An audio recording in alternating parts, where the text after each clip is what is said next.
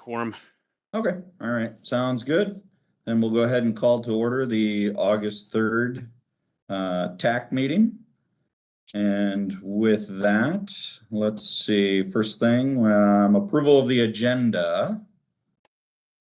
Just make sure, are there any objections to the agenda as posted online?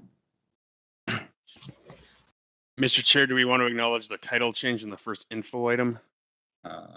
Yes, thank you, Joe. Yes, so the first information item, I believe, was called the Sustainable Transportation Advisory Council recommendations, and that was mislabeled. It's the statewide multimodal transportation plan that Hally is going to be giving an overview on for us today. I don't know if you got that changed online, Joe, or It's being changed as we speak, so I don't know exactly where it's at. no, that's perfect. Make sure the public know that what the items are that we're hearing today. So, all right, hearing no other comments, we'll move forward with the agenda as is. Moving forward to the July 6th Technical Advisory Committee meeting minutes. Are there any changes, comments? Otherwise, I would entertain a motion to approve. I move approval of minutes. Elaine. All right. Elaine with a motion to approve. Is there a second? Lissa seconds. All right. Thank you, Lissa. All right, Lissa with a second, and on for committee members, move approval. We have a motion and a second in front of us to approve the July 6th, 2022 Technical Advisory Committee meetings as posted. All those in favor say aye by roll call. Joe? McPherson.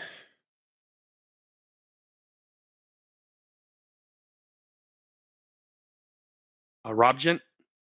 Aye. Labrie.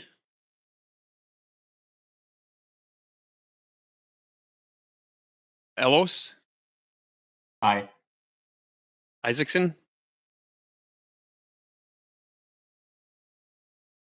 I think he's trying to get on still, so. Okay. Freeze. Leitner. Aye. Witter. Kotsukos. Aye.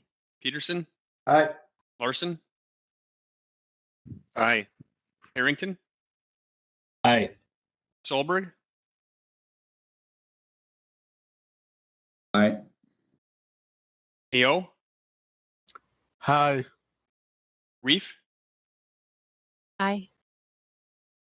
Creighton. Aye. Eddie. Aye. Pittiparthy.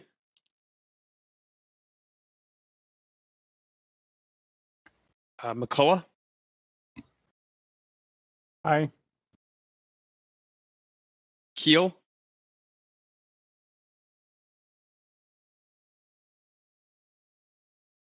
Thought I saw you, Carl. Maybe I didn't. Aye. So maybe I'm having technical Okay. problems. Ashfeld. Aye. Howley said he won't be here. Omi. Aye. Thompson. Aye. Culver.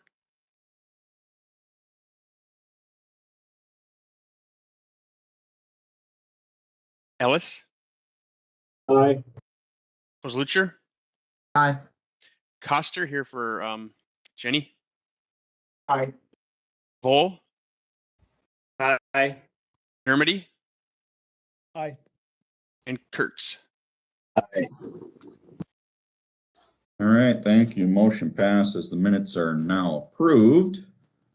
Moving on, let's see, we got public comment on committee business, and I'll just ask Joe, was there anybody that registered to speak for the meeting today?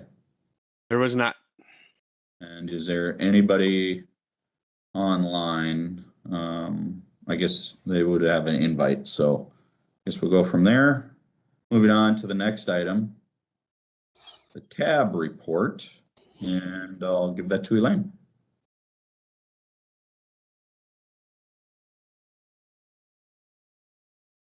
You're on mute, Elaine.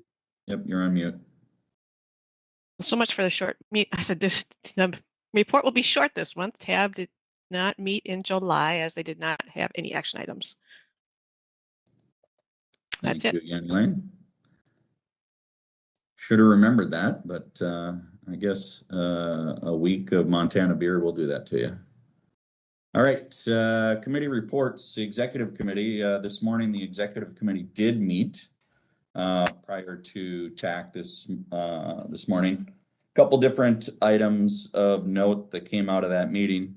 During the meeting, we did recommend that Scott Mareck take over as chair of TAC planning. As you all recall, Emily has taken a new position, Washington County, and vacated that position. So Scott will take over.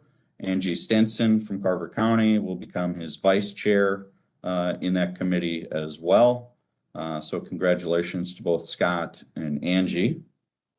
Beyond that, we did just briefly go through the action item for today, the Streamlined tip amendment for Metro Transit bus. Pretty simple, so we didn't spend a lot of time on that. We moved on to TAC bylaws, and Joe will be giving an overview of that here later today. Really administrative changes to that, although there was one other item that will be brought up during that section where we discuss need for clarification on membership. And then beyond that, we did talk a little bit about solicitation and future funds. As we all know, IIJA was passed last November. The department is still learning about some of these funds and usage and how they are going to be distributed. So there was a discussion on that and different types and how that might be impacted at the MPO and how TAC may influence or provide guidance to TAB on the expenditure of those funds. And then finally, we did have a quick overview of future items coming to TAC, and then also a brief discussion of the Corridors of Commerce program, which opened on August 1st. And I believe we'll get some information on that put in the chat for folks if they aren't already aware of that program. So with that, I'll ask, are there any questions on the executive committee from this morning? All right. Not seeing or hearing any, we'll go ahead and move forward to the first item under that. Item 22-28, Streamlined tip amendment for Metro Transit bus purchases. Joe? Thank you, Mr. Chair. This is in addition to the current 22 through 25 tip for a new project to be added by Metro Transit. All they really want to do is add the purchase of 8 electric buses. The funding is obtained through a Federal Transit Administration program called the Low or No Emissions Vehicle Program. It comes through their FTA Section 5339. It is not a regional solicitation related funding source, and so in order to recognize the fund receipt, it needs to be placed into the tip. That's all right. Thank you, Joe. And with that, are there any questions for Joe on the staff report? Not seeing any. I would entertain a motion to approve the staff report as presented, or to approve the, there you go, Joe. And make sure I get this big enough so I can see stuff. Recommend a motion to approve the tip amendment, and So moved. all right. Adam. All right, thank you, Adam. We have a motion to approve by Adam Harrington. Is there a second? Second. All right, and a second by Brian Isaacson. All right, committee members, in front of us, we have a motion and a second to approve the tip amendment, and I can't read it. So with that, all those in favor say aye by roll call. Joe? McPherson. Robgent. Aye. Lebery. Aye. Ellos. Aye. Isaacson, Aye. Freeze, Aye. Leitner, Aye. Witter, Aye. Kotsukos, Aye. Peterson, Aye. Larson, Aye. Harrington, Aye. Solberg, Aye. AO, Hi. Reef, Aye. Fighton, Aye. Eddie, Aye. Pittaparthy, McCullough, Aye. Keel, Hi. Ashfeld, Aye. Omi, Aye. Thompson, Aye. Ellis, Aye. Lucher, Aye. Culver, Coster, Aye. Lowell, Aye. Dermody, Aye. and Kurtz. All right, thank you. Motion passes. That'll move on to tab in 2 weeks. Moving forward to the second item, which is Planning Committee and the TPP Technical Working Group. I'll turn that over to Scott. Yes, thanks, Mr. Chair. TAC planning did not meet in July. TAC planning will meet next week to advance action on the 2023 Unified Planning Work Program. And following that, the TPP Technical Work Group will meet. At the July TPP Technical Work Group meeting, members heard presentations on the first TPP Work Group meeting. In June, the structure and terminology for the 2050 TPP and the statewide multimodal plan. And a summary of the July TPP discussion will be included in the meeting notes coming shortly with the August agenda packet. The August TPP Technical Work Group meeting will hear the following 3 items: Minnesota State Highway Investment Plan update, e-commerce freight distribution study that will be commissioned by Met Council staff, and an overview of existing policies in the 2040 TPP. All right, thanks, Scott. Any questions or thoughts from anybody for Scott, especially as chair of the TPP Technical Working Group? We want to make sure TAC members are getting the information coming out of that working group. All right, not seeing any. Thank you, Scott. Moving on to Funding and Programming Committee. Michael? Yes, thank you, Mr. Chair. Yeah, F&P, we met last month. We had no official business items. However, we had informational items, including a presentation from MnDOT's Brad Utek on the MnShip program. And then a couple items we're going to be talking about here today under information, including the regional solicitation outreach tool that Bethany provided a summary of. And then, of course, going through the draft regional solicitation scores with Joe and Steve. That's all I have, Mr. Chair. All right, thank you, Michael. Appreciate that. All right, moving on to our first information item, which is a SMTP, and Hally. I'll turn it over to you. Thanks, Chair. Happy to be with you all today for the statewide multimodal transportation plan. We are not talking about the Sustainable Transportation Advisory Council as we had updated the agenda item. So part of it, there is a previous stack recommendation that is in the SMTP, and I'll linger with that for just a couple more minutes. I cut some of the slides from what is linked at the Met Council website to stay within my 15 minutes.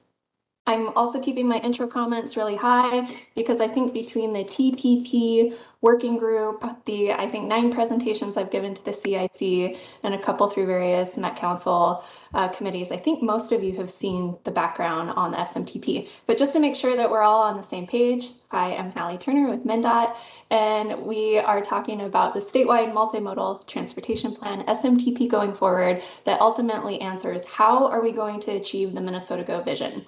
The Minnesota Go vision was developed in 2011 and says that our multimodal transportation system maximizes the health of people, the environment, and the economy. And we are ultimately setting forward the objectives performance measures, strategies, and actions that collectively are the policy direction for our modal and systems plans. That includes the Minnesota State Highway Investment Plan that F&P had heard from Brad Utek. It also includes all of the ways that Minnesotans and goods move around the state. Several of these plans are in the process of being updated, like the transit plan, freight plan, aviation, and rail. So we have a near-term opportunity with SMTP policy direction to influence these ways that we move around the state. We have been working on this plan since late 2019. We're officially in the public comment period. It took forever, but here we are. That arrow inched its way down. So we have this summer to take comments on the draft plan. We'll spend the fall incorporating said feedback. Should hopefully have an adopted plan late 2022, early 2023, and then we get to do the fun work of implementing it for the next several years before we go through the next update cycle. So I had cut a couple of slides that talked about the policy direction because I really want to focus on what are the key changes since 2017. We generally consider this plan as a third in a trio, that starting with the 2012 plan, which was the first after the Minnesota Go Vision, 2017 dug a little bit deeper in what are Minnesotans' priorities, and our plan focused on deeper qualitative processes to understand why this information was meaningful for Minnesotans. And we kind of have three buckets of key changes: equity, climate, and health. Starting first with equity, we have an acknowledgement and statement of commitment for transportation equity. For those of you that have seen Abdullahi Abdullah present on the transportation equity definition, the definition now lives in this acknowledgement and statement of commitment. I'll share more in just, I think, one slide. We have commitment that we need to build internal capacity to advance transportation equity. Reminder, this is a plan for all of the ways that Minnesotans travel, all the ways that goods travel. So anyone with a role implementing transportation could seek guidance from this document, and some of them are obligated, like MPOs. So when we say build internal capacity, we're acknowledging that collectively as an industry, our institutions, our agencies need to understand how to advance transportation equity. We have a commitment that we need to enhance analysis and evaluation when it comes to things like supporting walking and biking, connected and automated vehicles, and equity. We're doing a lot of quick, rapid deployment. So we're doing demonstration projects, tactical urbanism, all of the transportation wonky terms for quick and at the ready, but to be able to make sure that we're effectively creating change within these goals that we have, we need to be able to evaluate their effectiveness. So evaluation is a skill set that we will need to build as an industry here in Minnesota to know if we're making meaningful progress. I guess the statement of commitments in one more slide.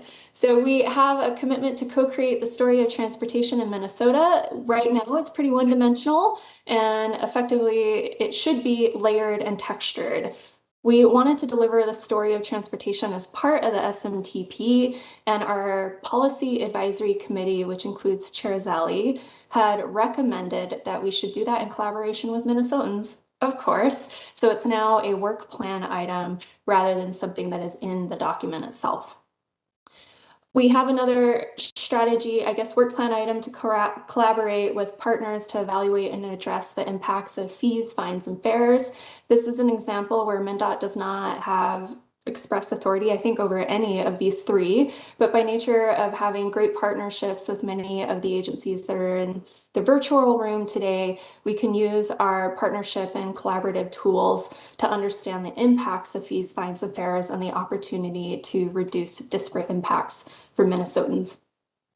We are presently in the process of developing a measure on how much household income is spent on transportation. This is trying to pull together in one of our performance measures, land use and transportation, because we know that where you live is an anchor to many, if not most, of your transportation decisions. By understanding the combination of household and transportation, we're able to have a little bit more clarity on how the relationship of land use and transportation is financially impacting Minnesotans. Our team has taken deed data and some data from another couple of sources to have kind of like an index, for lack of a better term, measure, and that we should start to see more of that information in late 2022. And we want to develop additional measures. We understand that household income is not the only way that we should be measuring transportation equity, and we have a couple of measures that are being vetted currently. So I mentioned the statement of commitment. Abdullahi Abdullah has worked feverishly over the last year and a half to connect with over 1,000 Minnesotans to talk through our draft definition of transportation equity. And over time, it has shifted to what does transportation equity mean for MnDOT? We felt as an agency we needed to be a little bit deeper in our commitment to hold on to the work more directly rather than just putting out a 2-sentence definition into the world, that we wanted to have more context around what this means. So it's in multiple parts. We start first with an acknowledgement of the harm that our system has caused Minnesotans. We then have a definition followed by a statement of commitment, what MnDOT will do going forward. We understand that we will have a hard time changing these things overnight, but we will continue to evaluate processes, plans, programs, etc., to create change over time. And then a list of terms, because when we say things like fair, just, transportation spending, what does that actually mean? So our glossary has a list of terms that helps to bring more context to the acknowledgement, definition, and statement of commitment. The slide that I shared with Joe has that text. It's too much for you all to read on a presentation, but you do have access to that content if you are interested in exploring it in more detail. Our second of 3 buckets, climate, we have a target to decrease annual greenhouse gas emissions by 80% by 2040. This is on target to be 100% by 2050, so net zero by 2050. This is in line with the President's commitment as well as the Paris Accord. To be able to do this, because it is a lofty, lofty target, we need the next 2 bullets in particular, starting first with a target of 100% of new light-duty vehicles sold by to be zero emission by 2040. We use the term zero emission to be more inclusive of technology. Mostly right now it's electric vehicles. Don't quote me, single digits for 2, 4, 6%. I don't remember, I think Innocent may know, currently on light duty vehicles. So we need a substantial change in the uptake of light duty vehicles that are EV. That said, private corporations have their own commitments on what percent will be available by 2030. So we should see more inroads in the near term. To meet the greenhouse gas emission target, we also need to reduce the number of vehicle miles traveled per capita by 14% by 2040. I'm going to spend a little bit more time on this one on this slide and a couple subsequent slides because this was the stack recommendation. But those of you that have been following closely are like, but 14% is not 20. What's happening here? So 14% per capita by 2040 is the same as 20% per capita by 2050. I'm realizing I can't see my chats because they're coming up in the corner of my other slides. So I'll have to come back to them at the end of my presentation. I'll share a little more in a couple slides, but just want to comment that we also have commitments to integrate vulnerability in planning and programming, and that to be able to do that, we also need to have system and asset resiliency measures. I think there are like 7 right now being drafted, so we could have system and asset resiliency measures as soon as a couple of months from now. All right, so VMT, what is vehicle miles traveled? It is not a goal.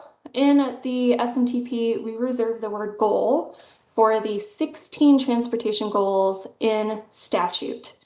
The VMT in the SMTP is a target. It is a performance measure with a target to help us understand how well we are doing in providing transportation options. To be able to decrease greenhouse gas emissions, we need to increase walking, biking, taking transit, improving electrical vehicle access, both sales, registration, and ability to be able to charge. So there are a lot of things that we need to do to be able to decrease greenhouse gas emissions. Reducing vehicle miles traveled is a measure that helps us to understand in a more comprehensive way how well we are doing to accomplish what we are aiming to do, improving safety, promoting equity, and supporting healthy communities. Also measuring VMT keeps us accountable because we know if we're making any progress. I want to be clear that it's not a mandate or a dictate to people or businesses. We know that freight, for example, has substantial impact on economic vitality in Minnesota.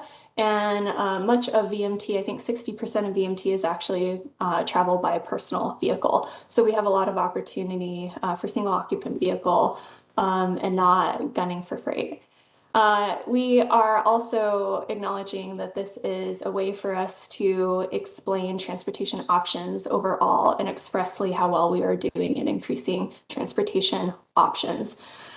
Relevant to Twin Cities and the Twin Cities metro area, in particular, we do have several agencies who have passed their own targets, and our target of the 14% per capita by 2040, the 20% per capita by 2050 is kind of in line with both local and national targets on vehicle miles traveled.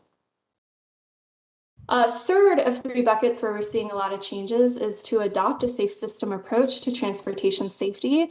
This is an evolution, not a replacement, but an evolution of towards zero deaths. We're still going to have TZD as like a core program for decreasing fatalities and serious injuries. Safe system is a framework that has been having a little bit more airtime at the federal level. It's kind of in 2 parts. People make bad decisions, guilty, I make bad decisions. And we are very vulnerable to kinetic energy and car wrecks. So we're trying to acknowledge the fallibility of human decision-making and the vulnerability of our bodies in car wrecks to design a system that has that in mind. So a safe system kind of pushes further in what can design do to keep us safe from ourselves and from wrecks. The second bullet is to establish a target to increase the percent of Minnesotans who walk or bike by 60% by 2040. It does not differentiate between recreation or transportation, but we know to be able to get to 60%, we have to see shorter trips in particular being taken by walking or biking. We will not be able to meet this target without transportation having a pretty hefty role in being able to move us towards this. We want to do some work to mitigate urban heat islands, especially with the heat index yesterday. Impervious surface from transportation can make the impacts of things like that worse.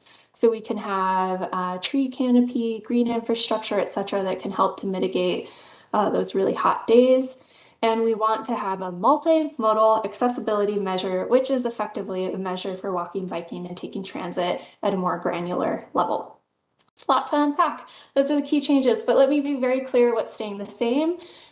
We have clearer commitments on inclusive and collaborative decision-making. We know that we do not operate in a silo. Much of this work is in collaboration with others. We remain committed to safe and convenient movement of people and goods for Minnesota. We want to continue to preserve the system that we have while strategically improving to meet our targets, etc. And we are continuing to be committed to social, environmental, and economic goals and targets.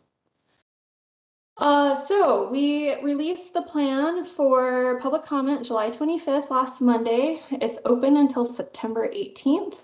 We have a public hearing September 7th.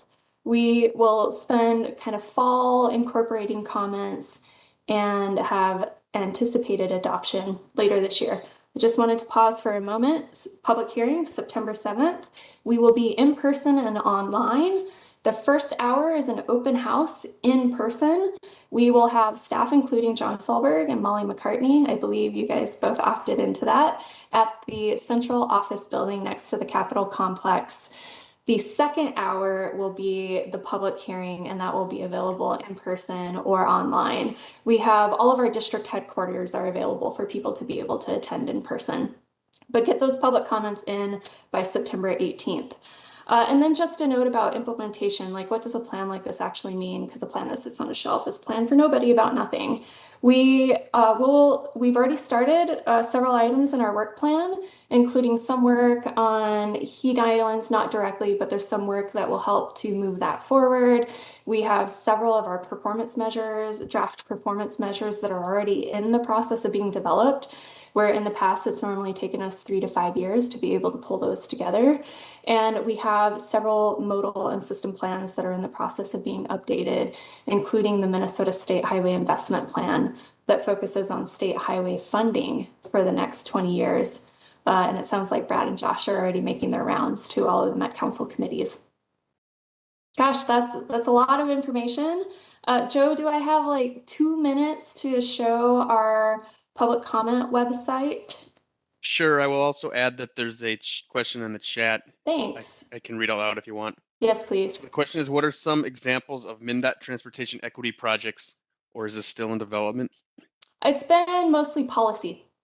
Quite candidly, we're trying to get a little bit better at bridging between policy and project development. Oh, and I should say, yes, also project development. I work in central office, so I focus on policy, but I get to collaborate with the folks like John and Molly on project delivery. So we have some of our colleagues that are working on PELs, planning environmental linkages, that are trying to embed more equity considerations, especially for people who are walking and biking that are a little bit more vulnerable when we're considering transportation safety. So that's kind of like at a project delivery level. We're still working on it. And from a policy level, we've done more research.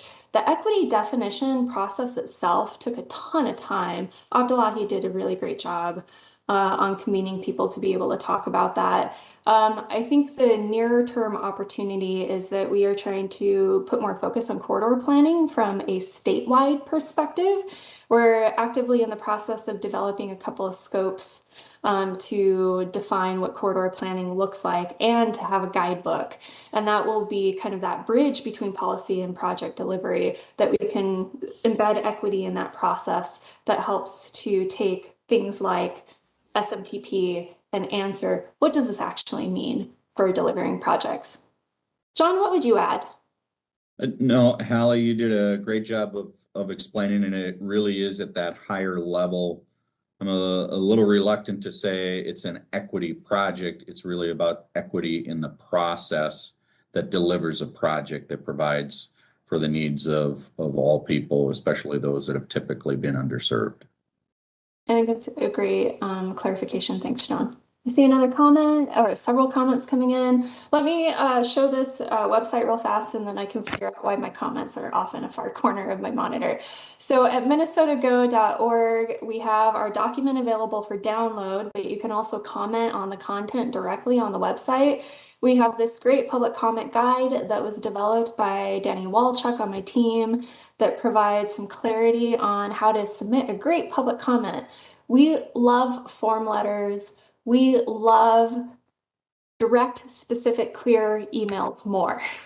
So we want to hear from people why this information matters. Form letters are great, but we would really love to hear from individual Minnesotans, and our guide helps to provide some clarity on that. We have this little GIF that shows you how to provide comment. When you go into the document, there's this nifty button that when you hit turn it on. We can't see what you're trying to share. We see. Oh my gosh. Thank you. All right, WebEx. I'm never on WebEx. Let's try this again. Thanks, Lissa. All right. All right, when you select this nifty comment, you can see it now. When you select this nifty comment button, you're able to select on content. Submit a comment. So like I'm commenting on something that has to do with engagement. I don't want to put in my first name. If I hit submit, it would then populate in this spreadsheet that all comments that we have received on the SMTP are viewable by the public. So you're able to see all 29 comments that we have received so far on the HTML version. If you would rather have a PDF version, they are available for download at MnSotaGo.org. And I will make sure that you all have a direct link so you can see this for yourself, since you missed half of what I was sharing. All right. Let's see, so we had equity projects in regard to walk bike measure. Can you briefly expand on that? So our data on walking and biking in particular is in its infancy, and especially when you're considering accessibility. So like what the system is even available is hard to measure, but being able to explain if it's available and people have access to it is especially difficult. So we're trying to have a little bit more clarity on how we can measure accessibility in particular. I will have to tap my colleagues at the Performance Risk and Investment Analysis team to share a little bit more about where they're at in that measure development process. I leave that to the experts. Question from Lyndon on reducing VMT and greenhouse gas emissions. Should there also be a goal or target to increase teleworking and high-speed internet connections? Probably. We did not go that far. Internally as an agency and externally as an industry, we don't have a lot of clarity on if our role should be to prevent people from traveling for things like telework. We do have several commitments, strategies, actions in the SMTP that acknowledge that broadband is critical transportation infrastructure from a safety and operations standpoint. It could also include supporting teleworking, but the kind of primary concerns right now are dynamic messaging signs, being able to share the availability of truck parking, being able to support more connected communication infrastructure, etc. But like broadband for broadband and broadband for teleworking, it's complicated, but it's in the SMTP. So if you want to see more of it, comment please, Lyndon. I've had to fight some fights to keep that in there. Any other questions? Not seen any additional questions yet, Hally, but certainly appreciate the overview SMTP yet again here for us. You always do a nice job of clarifying it and breaking it down, so easy to understand. So I'll give Mr. Chair, another. I have a question, if I can. There This you is go. Carl. So, Hally, have you looked at or are you using the streetlight data tool at all? And we're just getting into it and finding that it has the ability to report a lot of demographic information about users on our system. I'm not sure exactly where that demographic information comes from or how accurate it is, but it seems, if it's good, it seems like a huge tool. Have you looked at that? This is probably honestly a question for my Metro colleagues, because Metro District, especially in collaboration with Met Council, have done most of our streetlight analysis. It's expanding a little bit more in Greater Minnesota as more user data has been in streetlight.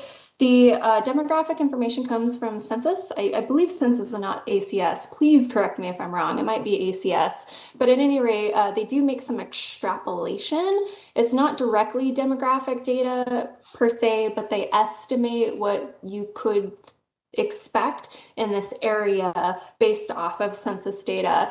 But people around me have had some skepticism on that kind of assumption made. And yet, Carl, if it's one of the best available, if not the only available, that allows us to connect demographics and transportation, maybe it's a good place to start. We've had a really hard time understanding how to use it in policy level decision making, which is why our Metro colleagues have used it a lot more in project level decision making. Thanks so much for that feedback. I appreciate it. Yeah, I'm coming around to like, is the data perfect? No. If it's the best available, let's start there. All right, anybody else with questions or clarifications from Hally? And just to your point, yeah, Carl, we are definitely using it at Metro. We're also interested in a tool called Conveil that's an accessibility, measures accessibility for us on our projects. And again, it's at the project level, not the policy level. So trying to figure out how to tie those things together with various GIS applications that allow us to see a bigger picture. Brian. Ooh, could we maybe at some point see a presentation on Conveil? Yeah, I can certainly ask our folks that are working on the acquisition of that product and see when's the first available time that they can present it. Thanks. And I'll take the opportunity to say nice job, Hally. Thanks. Thanks, Brian. I'm kind of surprised that there weren't more questions about the VMT target. Do we feel like this is asked and answered? Do we just think that it's happening. It is happening. There will be a target. But I do want to acknowledge that Nissa Tupper, I always, because Nissa did so much of the development in collaboration with partners on the getting feedback on the VMT target, that I just want to acknowledge Nissa Tupper did want to be here today. She was not able to, was bold in letting me handle the communications on the VMT target as it is in the SMTP. But I just want to reiterate the commitment that this is a way to measure how we do the work is still yet to be developed, and we will be working with partners like MPOs on what strategies look like. We understand that by geography, it maybe needs to vary because we have to be responsive to the different context around Minnesota. So Nissa will be collaborating with more people. We just have a pause right now in conversations that she's leaving so that we can get feedback on the target itself as part of the SMTP. Brian, is that a hand up? Oh, sorry. Oh, okay. Anybody else? Chair, just to follow up, Chad with Hennepin. Go ahead, Chad. Yeah, I think that was a great Hally response or sharing of info there. It'd be great to know for the MPO or the Metro what that number is based on what you're saying. I assume for the Metro it's going to be a lot higher than that, or at least higher, Yeah. and so that we can kind of track. And then the other thing is, it's per capita, so obviously that's figuring out and assuming population growth in the Metro over time as well. But just wondering, I guess we will see how that gets tracked. And I guess the last question I had, what was the baseline year that was starting at for the 14% reduction? I'll have to connect with my colleagues to make sure I don't misquote. I'll get back to you on that one for sure. And the walking biking measure if I have more information to share on that. Chad, I don't know if the target itself will vary. We know that our strategies need to vary. We're starting first with the 20% per capita statewide. You did pick up on a really critical piece that's important to do per capita. It allows us to compare across regions and with other states. So if we did overall, it would be really hard for us to account for population growth, for example. But by being able to do per capita, we can say, what does it look like overall for the state? What does it look like for the metro area, for Rochester, for Roseau? I don't know if we can get that granular in the information, but it does allow us to see what does it look like around the state? How does it compare with peer regions like Denver, for example? So the per capita was a critical inclusion, kind of like in a friendly amendment that we made from the stack recommendations. And I will get you information on the base year. Can you It's let me know? probably in the SMTP. Sorry about that. Oh, real quick, can you tell me what chapter the target information, the VMT target information is in? Chapter 5, Lyndon, and All right, I will thank you. put a link to that right now. We updated our performance measure tables to also have base years. So if you scroll down to critical connections in chapter 5, we should have the base year for VMT. I will put that in the chat in case there are not any questions. Yeah. 2019. 2019 was the base year. Go ahead, Steve. Yeah, I found it quickly. Thanks, Mr. Chair, and thanks for coming, Hally, for the, I don't know how many, fifth time maybe to these committees. I don't know, but we appreciate the outreach. You know, one of the next steps that MnDOT outlined is to then have these discussions with the MPOs on setting their own targets. And so that'll be one thing. You know, this is probably the first of many conversations at the MPO level to kind of decide if the MPO wants to kind of sign on or have a different target, more or less or the same as whatever gets approved at the end of SMTP when it's finally approved here. And I'm guessing we'll get more reactions kind of as we get, because we'll have to start thinking about the implementation. What does this mean for projects, or what, you know, does or doesn't it mean for projects? And that's, I think, probably where the more interesting conversations will come out, and we'll bring more data and to the conversation. And so there's more to come on that front. But the reason I guess I raised my hand was earlier on the streetlight conversation, just to let people know that we are using streetlight in the regional solicitation scoring right now, the speed data. So for most of the roadway categories, we are using as up-to-date speed data as we can get for the system. So we are using it in project selection right now. Thanks. Thanks, Steve. Any other questions for Hally on the SMTP or the measures or process as it continues to move forward here?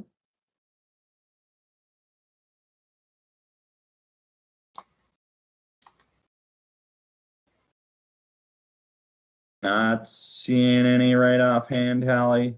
Of course, folks, I believe, know how to get a hold of you. I think you've given us your email several times over, so appreciate that. But if you could make sure that we have it one more time, that would be great as that moves forward. And with that, unless I see anybody raise their hand, we will thank you again for the presentation. Thanks, Hally.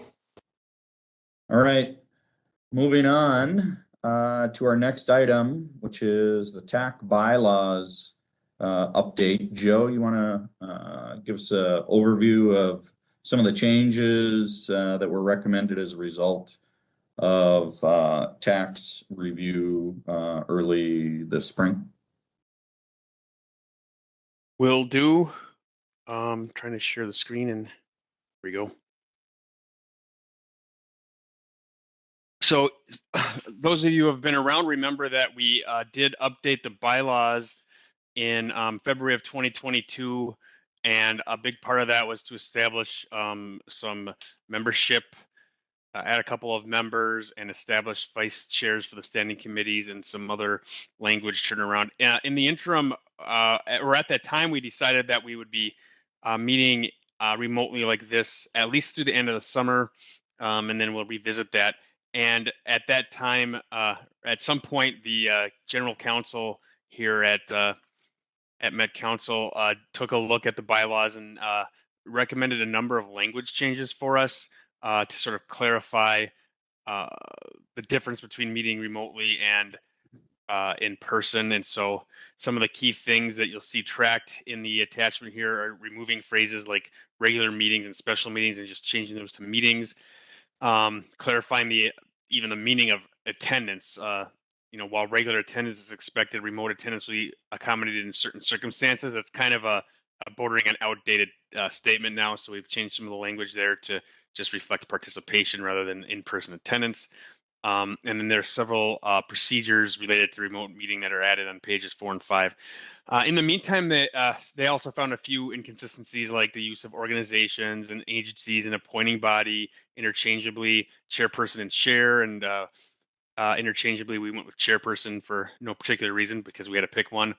And then language about members missing 4 out of 6 meetings, we changed that to addressing members and alternates, so the seat can be filled, because I know a number of people actually use alternates on a somewhat regular basis. So just a few clarifying items there. Now, interestingly enough, and this came up at TAC Exec, we discussed the appointment of a new TAC planning chair and vice chair, both of whom are alternates to TAC. And so we also could take this opportunity if people want to clarify that that the chair of TAC planning or TAC funding programming must be at least an alternate of TAC. At this point, it says must be a member of TAC, and it doesn't necessarily distinguish between alternate or member. So if folks have feelings one way or the other about that, we can talk about that now and possibly clarify the language to make sure that that's understood going forward when we appoint vice chairs to those standing committees. With that, I would stand for questions or comments on that, particularly on that standing committee chair question. All right, thank you, Joe. Appreciate that. And yes, we did have that discussion in TAC Exec, and in part it was brought up because the current language in there talks about members, has to be a member of TAC. And there was a bit of an interpretation to say primary and alternate member is a member of TAC. So I guess I'd just ask if there's any preference from TAC members themselves for clarification on that for future years, because we have had difficulty finding member or chairs for planning, specifically more for planning than for others that were members, the primary member of TAC. And so this is really a way, I think, if we were to make that change and codify it, that it's primary and alternate members, that would open up availability for chair rather than just those members that are primary to TAC. So I'd be interested in any feedback in that. I myself feel that it would be important to make that change, but I'm interested in what others have to say. So others? Would we? Oh, I think I heard Lisa. Yeah, I think this is a good change. I think over the years we've had a little trouble filling this position, especially TAC planning, because people can, you know, depending on their agency, maybe they weren't seated at TAC but really had an interest and were on TAC planning. So I would advocate making this change so that in the future there's no debate about whether or not they're eligible to be on that. So under item C, under the standing committees and subcommittees, I would suggest that we clarify that. Okay, thank you, Lisa. Others? Did I hear Carl has a comment or a question. So if we did have alternates being the chair of planning, would we expect that they would fully participate in TAC? Yeah, and in a sense, they'd almost be more active than a typical alternate would be, right?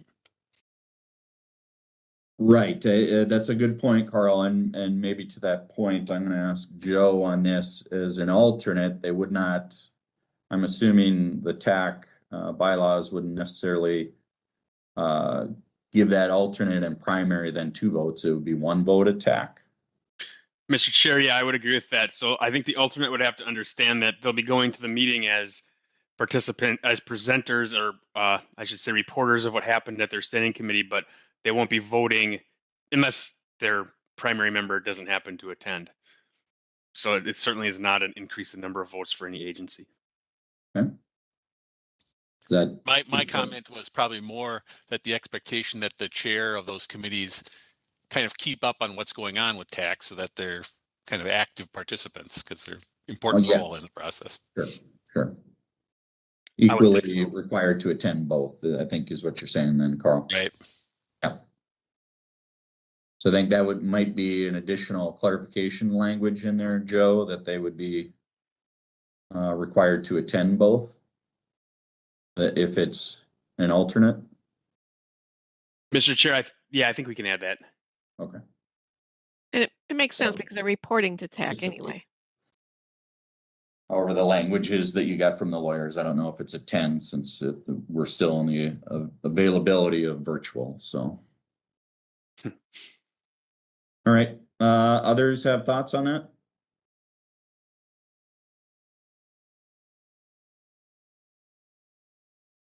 Not seeing or hearing any. Folks, by all means, if you think about it a little more and you have some comments, you can either email me or Joe, because I think the idea here is to make sure we get this now tidied up with the attorney's language and our small changes so that we can get this finalized one last time and move forward from the TAC bylaws. So with that, let's see, can we move forward then to item number 3, regional solicitation outreach tool, draft scores, schedule, Bethany and Steve.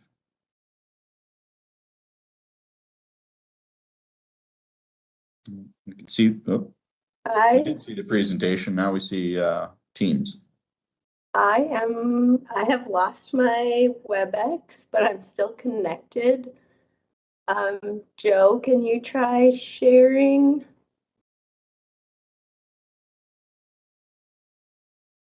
There we go. We see the regional solicitation slide. We see your screen, I think. Thanks, Bethany. I I was answering your question when on mute. If you want, I can certainly share if you want me to do that if you feel better about it. Okay, I'll take that as a yes. I don't hear you very well either. Okay. I mean, If you can share, I don't know what happens when I share. It sends my whole screen in a mess. been there. All right, so we're opening the outreach this right now. Yep. All right. So we just have a very quick review of this regional solicitation tool and the next steps for regional solicitation. And so the first part is the survey. And this is a new public input point in the regional solicitation. There is comments on the application very early in the process, and we do comments for the tip. This is one additional touch point in the middle so that the public has an opportunity to comment on maybe specific project types and less so on specific projects as they would do in the tip. And it's also a reaction to some tab comments from the 2020 solicitation cycle, asking how the public is viewing the funding allocations and the project selection. And so, Joe, if you can open up that survey. The survey was published on the 29th and it goes through the 17th. And it's very simple. It should take 5 to 10 minutes to complete. And it starts with identifying any relationship that you might have to our processes so that we can filter some of that out in the results to give maybe more granular public preferences. So if you go to the next page, here's the budget exercise. So we gave folks $100 million to spend, and they could spend it across any of the project types. And so I think you can just skip through this, Joe, since they're filled. You don't have to fill all of them. And I have to total 100 million at some point, so Safe Routes can get it all. And then here we get to our 3 priorities, which will help kind of define what projects within those funding ranges the public would like to see maybe more investment on. And so there's those 3 questions for roadways, transit, and bike and ped. And you will have to select 3 on this one, Joe. And then the final page is just demographics. And so I think it's pretty straightforward, very easy. We've already received 112 surveys, so we're off to a pretty good start on that. And there are still 2 weeks. So we do have, we have the link I'll put in the chat. And if you all can kind of submit this to potentially your own networks and any public engagement networks that you might have in your jurisdiction. And I do see Lyndon's comment about who developed the survey. This survey was developed in-house. We did try to procure services from HDR, but we could not get through our procurement process based on the contract, and that would have delayed the project to a point where it wouldn't be useful for this. And so the schedule for the survey is it will close on the 17th. We'll discuss the very high level results at the August FMP, and then we'll bring back a more detailed analysis in September to FMP, TAC, and TAB. So next slide, Joe. So just a very brief schedule. So you'll see the first draft of funding scenarios in September, more detailed scenarios in October. You'll recommend a funding scenario in November, and then December we'll see a concurrence from Transportation Committee and Met Council. And the final thing here is that the draft scores have been posted. Today is the last day to appeal. And then the August 18th FNP will finalize those scores. And so with that, I will take any questions. All right, thank you, Bethany. And I know this was a point of discussion in our executive meeting as well. And I'll ask the question just from that group so that for everybody's benefit. But explain really as this survey comes through and whatever the public's priorities are, how that may or may not influence the regional solicitation and scenarios for funding. Or maybe Steve wants that. I'm not sure. Yeah, sure. Thank you, Mr. Chair. And so when TAB and the council approved the application, they approved modal funding splits or ranges, I should say. So the intent is to still use those. This will be one piece of information, but not the exclusive piece of information. So at the very least, well, we have a minimum funding for roadways, transit, and bike ped, and one option would be create a funding scenario based on this public feedback that's received. Two other options would be to think about it from an over-programming perspective. What should be the last, $15 to $20 million in? Should we look at kind of what the public feedback is? And then we do have a new carbon reduction program. About $8 million per year over the 5 years, comes out to about $41 million. And if this group and others want to use that for projects, maybe we could use some of the public input tools to help kind of as another input to where to spend some of that money too. So really three potential avenues. This is the first time we're doing it, so I certainly invite a lot of feedback as to the timing, what you saw, if it was helpful or not. And moving forward, obviously we're doing this every 2 years, so if people think it's a good idea, we'll continue it down the road here too in some form and fashion. So all right, thanks, Yeah. Steve. I think This Go is ahead. Lyndon, Mr. Chair. Yeah, I yeah, guess go ahead, Lyndon. I was a little surprised to see it. That's why I asked the question. I don't recall a draft coming through at the committees. I mean, I would have, I kind of agree with Scott's comment that instead of having it by category, that you have more of a bigger picture type survey. I think because, does the public really understand what we're talking about?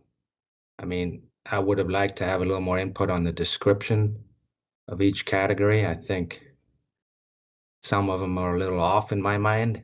So you look at road reconstruction, it talks about pavement smoothness or something, I think, and that we don't use federal money for overlays. So it's a little misleading in my mind. So it would have been nice to have a little more input up front before it went out. So that's my general comment. sure, good feedback. Thank you. All right, others with thoughts or comments? This is Lissa. Go ahead, Lissa. Generally, I think it's an interesting tool, and I think it's effective to obviously show people that, we do have a limited dollar amount here. So I don't disagree with the format, obviously minus some of maybe the verbiage choices and generally, agree that, obviously it's the first time, so there's always time to make changes for the next go round. I just think implementing this now is a strange time. I think it would have been more impactful to implement this before TAB sent out the regional solicitation to help inform their direction on the funding buckets.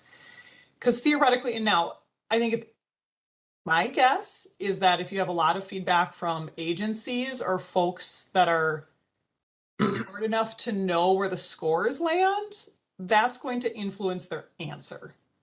And because they want their projects funded, they don't, they're going to pick higher for, transit over bike ped this solicitation because their project is third in the line and they want to grab it.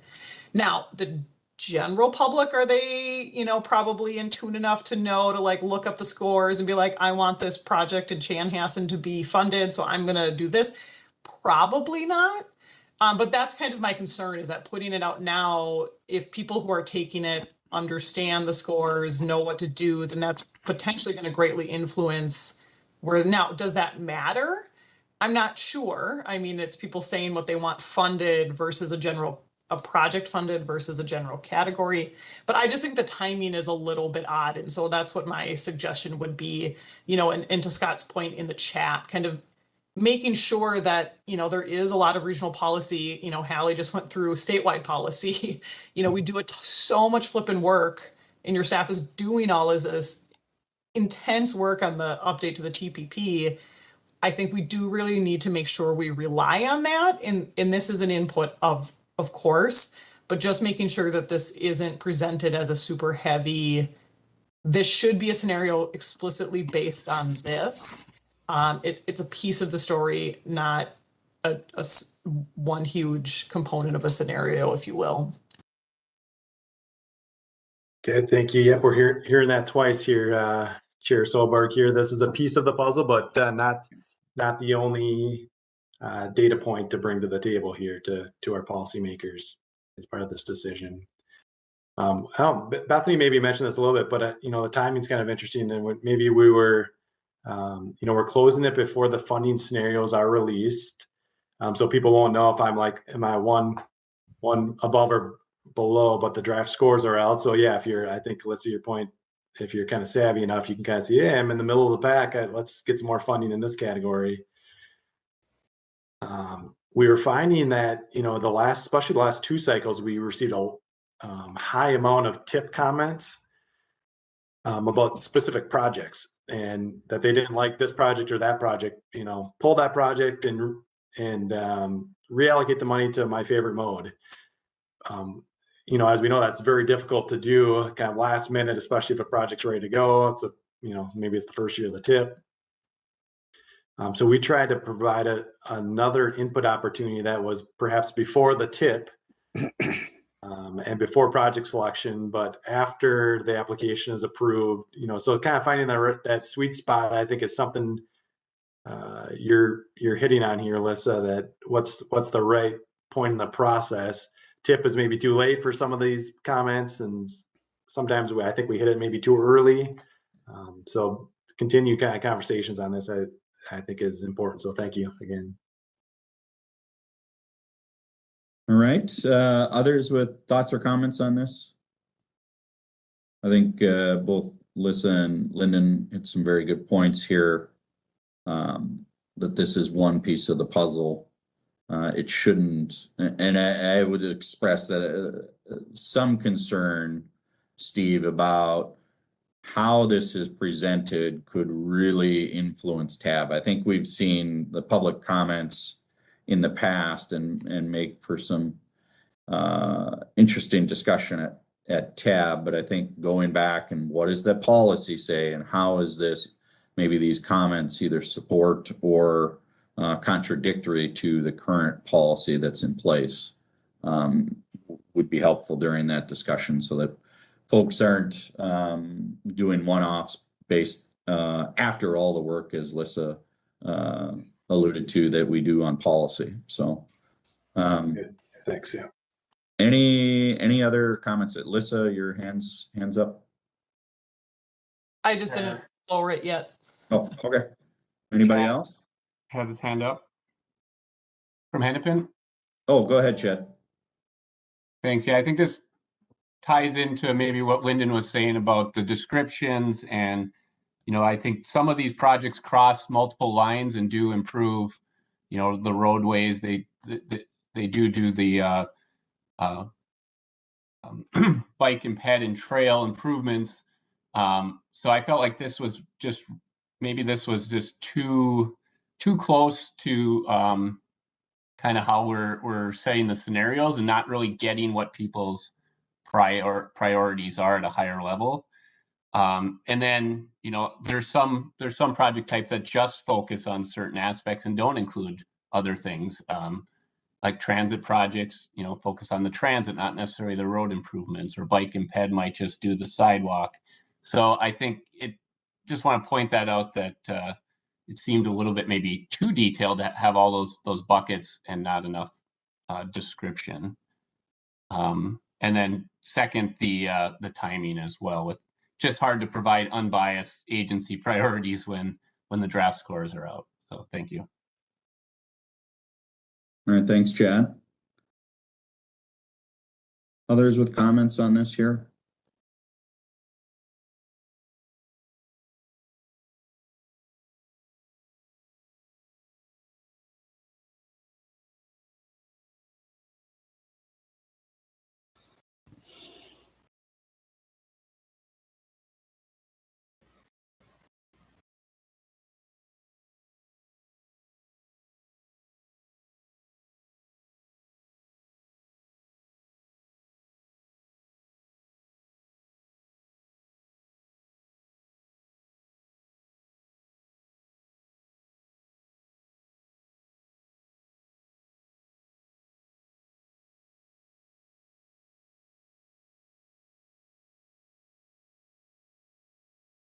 John, are you still there?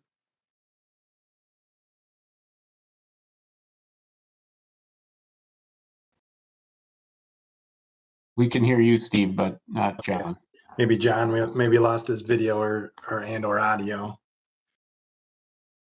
See if he joins. If not, Brian Isaacson, you're right, the vice chair. Yeah, you get the B team. I'm happy to stand in for John. Okay. Yeah, maybe if you wouldn't mind. Yeah. Yeah, excellent. Okay, so Item 4 in the information. It looks like John's coming back here. there you go. Yep. You guys got me? Yeah, I was just about to pretend being you, and they stopped me. So all good. Oh, here I thought it was Steve that wasn't answering. I guess it was me. Hey, you. All right. Are we on number 4 now then? Yeah. We are. Yep. Okay. All right. So number 4, the draft tip public comments. Joe. Thanks, Mr. Chair. The public comment report is being produced as we speak, but we do have a pretty good draft that you might have seen me messing around with in order to type a comment on the previous item. For what it's worth, the purpose of that was that anybody watching via YouTube cannot see the chat. So I wanted to share that comment that people were referencing from Scott. Anyhow, I'm going to talk a little bit about the draft tip comments. The draft tip the tip will be recommended by TAB at its meeting on August 17th. And in the interim, it had brought up at TAC one of the last couple of meetings that TAC should at least be able to see these comments prior to that. So here they are. I can share these, the public comment report when it's complete, probably later this week. But I will summarize a little bit. We have a little summary of some of the things that have happened here. I'll summarize a little bit to say we had 17 people 17 commenters providing a total of 30 comments. 11 of these 30 comments were made at a public hearing that we had in June. So it was actually a pretty eventful public hearing relative to our past few years, or not public hearing, public, what do we call that? Public open house for the tip. Those of you who have been around a couple years might remember that we were in the neighborhood of 200 comments each of the last 2 cycles. So that didn't happen this time. And I think the primary difference was that there were no nearly carbon copies sent out, probably from one source. So it was really kind of difficult to come up with any themes to the process, to the comments. Most comments that were really not for or against the tip, or even against elements within the tip. They were more probably general comments that could be passed along to the TPP process. But we did have 5 commenters that were opposed to something, while 3 expressed support for something. Those in opposition cited a specific project. There was one again about the Purple Line, one about the I-94 project from Oakdale to the St. Croix River, and then one commenter made 3 comments more generally against any spending that wasn't on highways or highway funding. There were other comments that were either general or big picture nature, or even maybe related to things like speed limits that really are not under the purview of the tip or the MPO at all. So we'll be sharing all of the comments, and here's a peek at what some of that looks like and our responses with TAB, and we can certainly pass it on to TAC when the report is complete. It is nearly complete now. I know that we have Jed Hansen and Sarah Maskey here who really did the bulk of the work on this. And if either of you has anything to add, please do so. Otherwise, I'll stand for questions on the process and on comments. All right. Thank you, Joe. Jed or Sarah, anything else to add? I do not have any additions. Thank you, Chair. All right. I do not have anything to add either. Thank you, unless there are questions. All right. Thank you. All right. Anybody have questions on the tip and comment period or comments? Mr. Chair, I will add that there are a couple of changes being made as a result of these comments, particularly from a list of comments from Hennepin County, and they're basically small funding changes, all local funding, just meant to be a little more up to date and accurate. So these are questions that we usually ask a little earlier in the process that we didn't get to. So, but no federal funding changes and no real true project changes. Just getting the right numbers in the right place. Okay. Yep. All right. Not seeing any or hearing any comments on that. We'll move forward to our last item, which is other business or agency updates. And I'll throw that out for anybody to provide any updates from their agencies if they wish.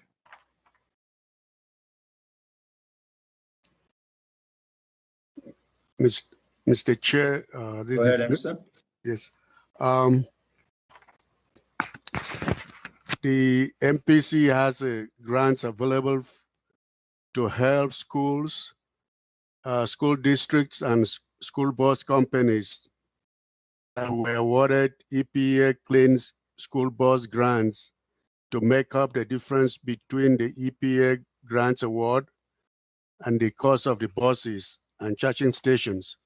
So we have up to $125,000 for each eligible applicant to match their EPA grants, and up to about $7,000 for charging stations.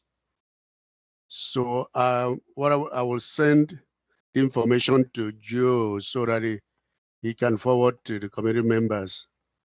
So we just like people to spread the word. Yes, thank you, Anderson. Yeah, thank you. All right. Anybody else with agency updates? Adam. Just a few updates for the group. We have a schedule change for a number of routes happening on August 20th. And as is consistent with changes we've made over the past 12 months, they're directly related to bus and rail operator shortage. So we're reducing schedules on LRT to 15 minutes from when they were 12, and on a number of core locals to 15 minutes as well. So that's happening on the 20th. And just for awareness, we do have Blue Line LRT is the rail line is terminating at Terminal 2, the airport, with a bus extension out to the Mall of America while we do track upgrades and maintenance on Blue Line. And then lastly, we are in the midst of a 2-car LRT demonstration to test the effectiveness of using just 2 instead of 3 cars on our trains. That will help both the maintenance of our vehicles online so that our terminal end cleaners have fewer cars to clean, the cars can be maintained better, and it will help with our police enforcement on those vehicles. And so that's a test going on for the next couple weeks. The feedback that we're getting we initially had feedback from customers before the test went into place that they were concerned about capacity and being in close quarters with some of our other customers that are regular riders. But we've gotten some positive feedback from our train operators that they're seeing improvements in terms of cleanliness and their own feeling of safety and security on the trains. So that's my update. Thanks, Adam. It's a good update. Appreciate that. Are there others? Just quickly note again, as I mentioned earlier, Corridors of Commerce program opened up on August 1st. So please, if you can, just go check that out and what the responsibilities are. It has changed a little bit from the last program requirements. So more to come on that, and that the close for submissions for corridors of commerce is November 30th. So there's some time here now to put some ideas together, but they do have to be well developed this time in an effort to save MnDOT a bunch of effort that came about last time as a result of just simple, effectively, I guess, back of napkin ideas that the department had to vet out. So others, any updates they'd like to share? Otherwise, I'd like to thank everybody, and we'll go ahead and conclude the August 3rd meeting of the TAC, and we'll see you all again next month. Thank you all. Thank you. Thank you.